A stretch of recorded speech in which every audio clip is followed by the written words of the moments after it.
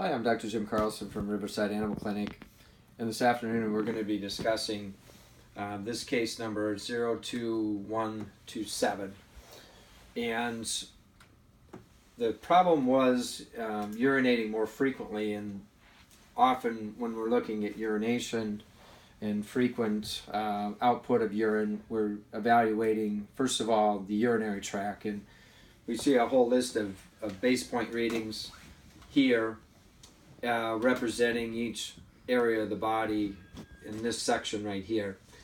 And first of all, what I look at is how the kidneys are doing, and we see the kidneys right here are balanced at 48, and green is balanced, red is weakened, and yellow is stressed.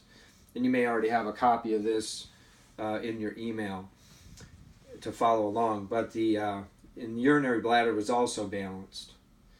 And so those two things tell me that, well, the urinary tract is the effect but not the cause, which means if we were to consider a urinary tract infection or cystitis, that would not be the case because the bladder itself and the kidney itself are actually doing okay. So what else can it be? Well, if we come back into the weaker side, the more chronic phase, we see that the SI3, or the small intestine meridian, this is actually what they call the governing vessel. And the governing vessel is everything from the kidney below, which means so everything that's happening from the kidney down is affected by the SI3. And so that would make sense because everything from the kidneys down, we're dealing with the urinary tract, we're dealing with the large intestine, we're also dealing with hips and joints and flexibility. And so one of the reasons for frequent urination is that each time we urinate, we're not really clearing all the urine out at one time. So there's still a volume of urine that's being held on to. So it may seem like they have a larger volume, but actually they're just going more frequently because they still have the urgency to go, because we're not clearing the lower urinary tract completely because of the weak SI3. The next thing is the cell metabolism. The cell metabolism is how well the mitochondria, or energy producing part of each cell, is working. And so if we have weak cell metabolism, that can also affect anything from the kidneys down and really anywhere else in the body. But what's most interesting is on the stress side is what they call the endocrine circle. And TW1B, is the endocrine circle, is really the sensory circuit, also the adrenal, the thyroid, and then the pancreas that produces insulin. The pancreas has two functions. It also has a digestive function as well. But if we think about aggression and we think about behavior change as well, is that if the sensory circuit, the cortisol producing adrenal gland, thyroid producing thyroid, and also the insulin producing part of the pancreas is stressed, then we're going to get much more agitation, much more activity to the urinary tract as well. So this is more of a neural hormone change that's going on.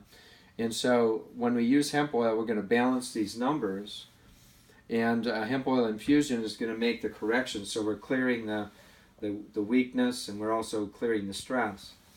In the meantime, we may have to add other things that help with behavior, but I think starting with the hemp oil infusion would be a good place to start.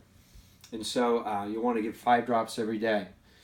Now, in the meantime, we wanted to look at also sensitivities. And if we come back and we look at anything that we might be sensitive to versus allergic. So sensitivity means if I'm exposed to it every day, I'd have some sort of reaction to it. And so pool and spa mix is one of those things that if they're around any type of chlorine or chemical, and if they go swimming, if you go swimming and you bring the clothes home, or if you use any type of chlorine in the household, that could mean that we're sensitive. Fossil fuels is a big one, and we'll go into that and see which one. Also grasses, we'll get to those as well, but we're going to come down to find fossil fuels, and we see a lot of them here. We see unleaded ethanol exhaust, natural gas, kerosene, diesel fumes. These are going to be in the environment continuously, and certainly could that have an effect on the sensory circuit, also the behavior? Yes. And it's hard to get away from that, so desensitizing is going to be something we want to do over time.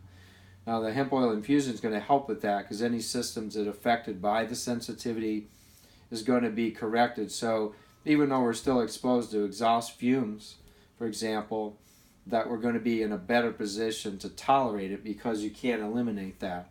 And so that's a clear indication of that we're just putting out more toxin as well into the urinary tract, and so just clearing more toxin because of what we're exposed to. I won't necessarily go through all of these because they're fairly self-explanatory, but even sweeteners, if we get back up to the grasses here and plant material, we have some sensitivity there to those. And but the big one is going to be fossil fuels, and certainly that can create some behavior change. So in the meantime, review the analysis. If you have questions, you can call our office, 815-344-7716, or write us to our email, riversidemchenry@yahoo.com, for any questions you might have after hours, or just give us a call to ask questions. As soon as you pick up the hemp oil, 5 drops every day if you haven't already gotten that, and then we'll go from there. I'd like to see you back in 3 months, but each month maybe an update to let me know how things are going on, and if we have to add any additional medications. Thanks so much.